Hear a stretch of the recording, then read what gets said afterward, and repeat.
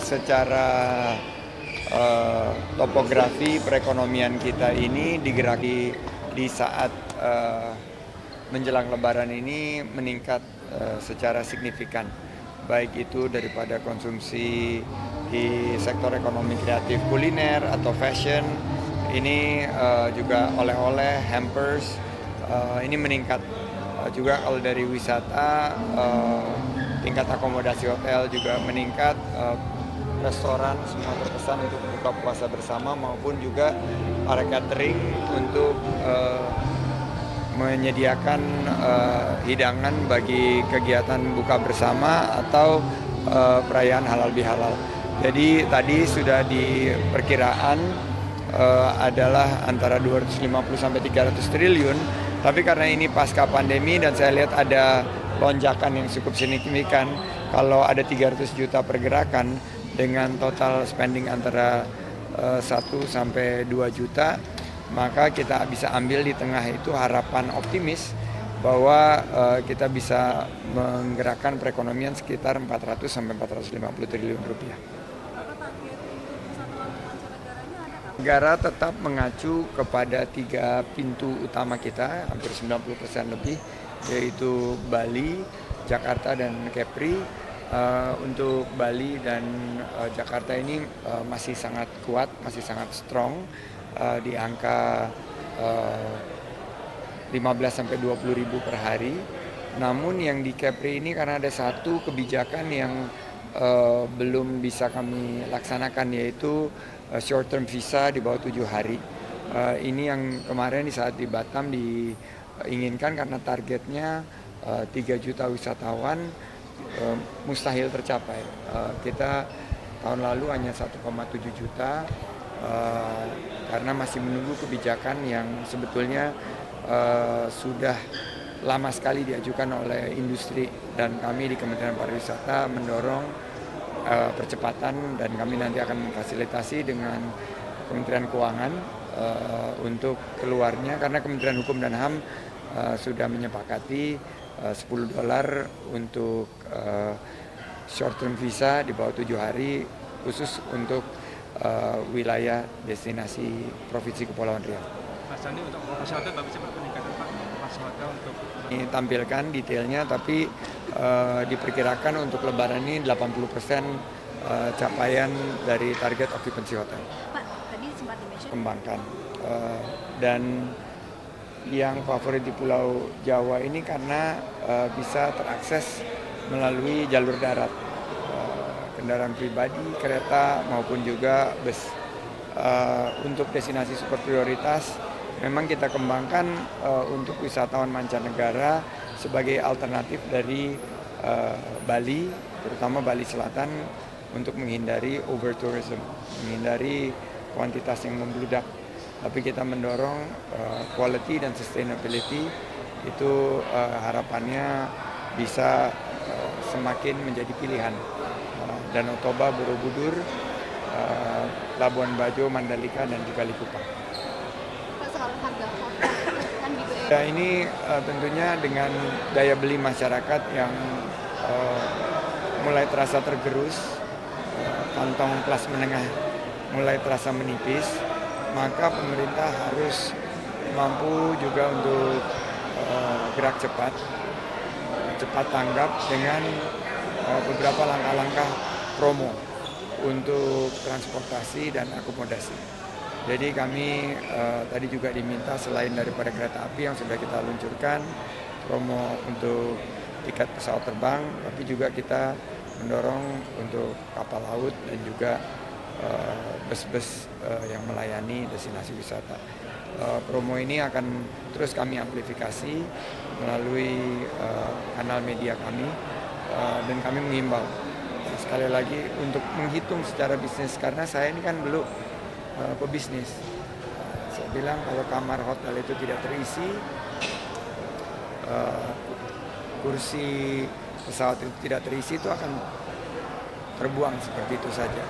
Bagaimana meningkatkannya melalui aspek promosi dan amplifikasi sehingga secara optimal target 80% occupancy untuk hotel, 80% load factor untuk transportasi darat, laut, dan udara itu bisa tercapai. Bukan, dan spion yang menjadi aplikasi, terus kita ingatkan untuk para wisatawan mengecek bus yang akan dipakai apakah terdaftar di aplikasi spion. Aplikasi ini oleh Kementerian Perhubungan yang memastikan kendaraan tersebut laik dan bisa digunakan untuk perjalanan yang aman dan nyaman. Banyak netizen yang komentar bahwa harga tiket penerbangan domestik. Ya, ini kembali lagi tadi yang saya sampaikan bahwa harga tiket mahal ini atas masukan Pak Menteri Perhubungan ini ternyata memang di kelas bisnis. Sementara yang tarif batas atas dan bawah untuk kelas ekonomi masih sesuai dengan peraturan pemerintah. Namun memang banyak di destinasi luar negeri terpicu dengan promo-promo maskapai penerbangan yang memberikan diskon itu jauh lebih murah dibandingkan dengan destinasi wisata di dalam negeri. Nah, saya menyampaikan bahwa memang sah-sah saja selagi kita menambah jumlah penerbangan. Total kita sekarang pesawat masih di bawah 700, yang ideal ada 420. Tapi selagi berwisata kita dahulukan dulu wisata di dalam negeri. Seandainya kita berwisata di luar negeri, ini tentunya kita harapkan untuk para wisatawan Indonesia bisa mengedepankan produk-produk ekonomi kreatif kita.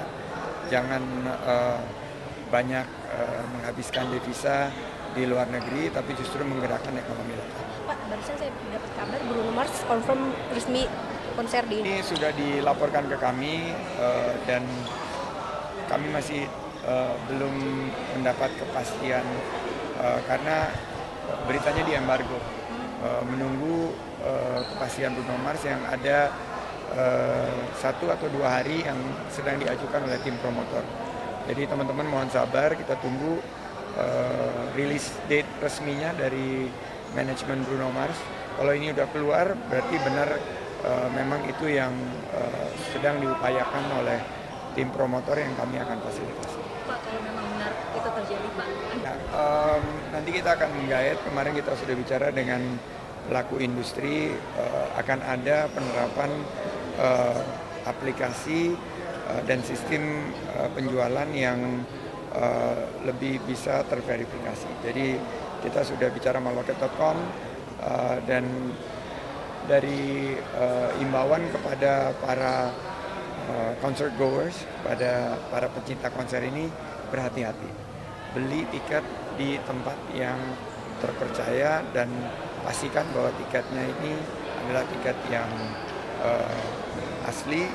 Kita untuk JIS, tapi untuk GPK udah siap. Nanti saya mesti cek Bruno Mars ini dapat nggak slotnya di GPK. Kalau di GPK lebih tertangani, tapi kalau nanti dapatnya di JIS atau di lokasi lain kita harus simulasi sehingga aksesibilitasnya lebih bisa terjangkau. Kalau kita lihat dari event yang kami laksanakan kayak Ramadan Night Run, Ngabuburan, ini selalu membludak. Kita membuka slot terbatas, yang mendaftar itu selalu 3 kali lipat. Demikian juga Maybank Bali Marathon, Bandung Pokari, juga Kompas Bank Jateng Borobudur, dan Bank Mandiri dan BTN sebentar lagi juga akan meluncing event-event sports tourism. Jadi kita harapkan akan semakin dilakukan pendaftarannya dengan profesionalisme dan minat ini bisa tertampung dengan lebih banyaknya event-event sports tourism untuk menggerakkan wisatawan baik Nusantara maupun mancanegara. Koordinasi dan Kementerian Perhubungan yang memiliki kewenangan selalu mengajak stakeholders termasuk Kemenparekraf untuk mensosialisasikan kebijakannya. Memang dampak COVID ini yang paling terasa justru di Indonesia karena kita negara kepulauan. Jumlah pesawat yang masih sangat-sangat kurang dibandingkan sebelum pandemi ini berdampak terhadap berkurangnya ketersediaan kursi. Jadi tarif tersebut nanti akan disesuaikan dengan supply and demand. Demand kita masih tinggi, supply-nya masih kurang. Nanti sesuai dengan penambahan supply, jumlah pesawat, penerbangan dan ketersediaan kursi, maka tarifnya juga akan bisa disesuaikan. Bahwa maskapai penerbangan masih di dalam batas range ada antara batas atas dan batas bawah. Pak Sandi, isu terkini Jakarta. Ini tidak lagi menjadi ibu kota, tapi bisa menjadi ibu kota ekonomi kita. Jadi bagaimana Jakarta mempersiapkan diri dengan infrastruktur yang lebih baik, dengan penanganan isu-isu seperti banjir, kemacetan maupun sampah. Ini Jakarta bisa semakin menjadi pusat pertumbuhan ekonomi global dunia. Karena kita menjadi ekonomi terbesar nomor 5 besar di dunia di tahun 2045 menuju Indonesia Emas, Jakarta lah yang akan menjadi lokomotifnya. Dan dengan beberapa proyek strategis nasional seperti BSD, PIK, aglomerasi ini akan menopang tingkat pertumbuhan ekonomi buat Jakarta. Jakarta tetap menjadi pilihan utama untuk kegiatan usaha dan ekonomi. Pada seluruh pihak ya. Banyak sekali pihak yang sangat khawatir bahwa P3 ini ada di posisi yang sekarang kurang 0,1% sekian. Nah ini harapannya 2024 ini tidak menjadi tahun di mana sistem demokrasi kita yang boleh dibilang sangat kompetitif ini akhirnya P3 terlempar dari kemungkinan terus mewarnai perpolitikan dan pembangunan Indonesia. Ini adalah partai Islam tertua yang memperjuangkan ekonomi umat. Jadi saya terima dari kekhawatiran baik dari pimpinan-pimpinan parpol besar maupun juga parpol-parpol kecil, semua tokoh masyarakat, para ulama untuk memperjuangkan. Dan saya sangat berterima kasih. Kami akan upayakan, kami petakan, tim hukum kemarin sudah melaporkan. Alhamdulillah jalannya terbuka dengan argumen yang sudah disiapkan oleh tim hukum. Kita hormati proses hukum di MK, nanti yang mulia Dewan Hakim di MK, sidang di MK lah yang nanti akan memutuskan apakah kurang lebih sekitar 0,1% itu yang dalam data internal kami ini sudah tercatat itu bisa kembali bergeser ke P3 sehingga P3 tembus ambang batas 4%. Apa yang kemudian? Ambang batas 4% itu sudah terlampaui, namun ketidakmampuan dari segenap stakeholders dan saya juga paling bertanggung jawab karena ada di posisi sebagai salah seorang yang di garda terdepan, bahwa kita tidak mampu untuk mengamankan suara yang sudah kita dapatkan. Pemilu itu ternyata tidak hanya pas saat mencoblos, tapi juga saat penghitungan. Yang kedua adalah pemilih-pemilih baru, Gen Z, milenial ini harus bisa kita tarik lebih banyak untuk bergabung di P3, menjatuhkan pilihan kepada P3 karena P3 ini identik dengan sebutan partai jadul, partai bapak-bapak kita. Padahal banyak sekali generasi muda kita yang bisa diajak dan itu juga tugas saya ke depan untuk lebih mensosialisasikan dan mengedukasi pemilih pemula bahwa P3 mengedepankan isu-isu mereka, yaitu isu-isu lingkungan hidup, ekonomi, kewirausahaan, pemberdayaan UMKM, penciptaan lapangan kerja, menjaga stabilitas harga-harga pokok, industri kreatif dan lain sebagainya. Komunikasi dengan Pak Komunikasi terus dan akan selalu dilakukan oleh pimpinan partai dan kita berbagi tugas. Sekarang saya tugasnya di pemerintahan khususnya penyiapan Lebaran. Tapi saya doakan teman-teman yang lagi berjuang di MK dan juga berkomunikasi secara politik ini dibukakan jalan sehingga P3 bisa memberikan kontribusi terus di pembangunan Indonesia ke depan.